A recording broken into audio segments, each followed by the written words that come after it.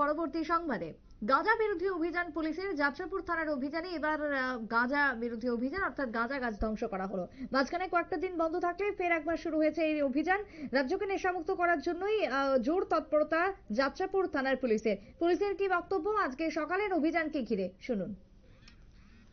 আমি সকালে খবর পেয়েছি সাউথ নদিয়া 3 ডেপার শালবাগানের জঙ্গল সাইডে অবৈধভাবে গাঁজা প্ল্যান্টেশন করা হয়েছে।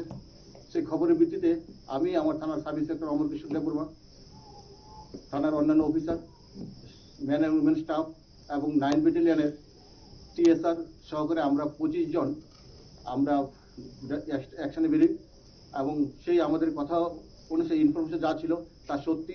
সাউথ নদিয়া 3 ডেপা ভিতরে প্রায় 3 কিলোমিটার আমরা জঙ্গল রাস্তায় হেঁটেছি এবং শালবনের ভিতরে একদম টোটাল গভীর জঙ্গলে একটা 4টা বড় প্ল্যান্টেশন করা হয়েছে। 4টা বড় প্লটে প্রায় 65,000 গাঁজা প্ল্যান্টেশন হয়েছে, একদম ম্যাচিউর, অলমোস্ট ম্যাচিউর গাছ।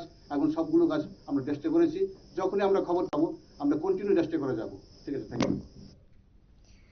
পুলিশের বক্তব্য আপনারা শুনলেন। যখনই তারা খবর পাবেন সূত্রের মারফত এবং তারপরে এই অভিযানে তারা নামবেন। আজকেও যেমনটা লক্ষ্য করা গেল সকাল থেকে, বিশেষ করে গোপন সূত্রের ভিত্তিতে এই অভিযান পশ্চিম শালবাগানের ভেতর দিয়ে পায়ে হেঁটে প্রায় 4টি প্লট, সেখানে গজে ওঠা গাঁজা গাছ যাকে ধ্বংস করা হচ্ছে। তবে বারবারই গাঁজা যারা চাষ করছে তাদেরকে যাতে তুলে বের করা হয় এবং তাদেরকে যাতে গ্রেপ্তার করতে পারে পুলিশ, তাহলে গাঁজা চাষ এবং গাঁজা পাচার, গাঁজা ব্যবসা সবটাই কমবে, নেশামুক্ত হবে রাজ্য, এমনটাই মত উঠে আসছে অধিকাংশ মহলের। আজকের অভিযান প্রসঙ্গে পুলিশের বক্তব্য শুনলেন। ছোট্ট বিরতির পর ফিরবো, সঙ্গে থাকুন।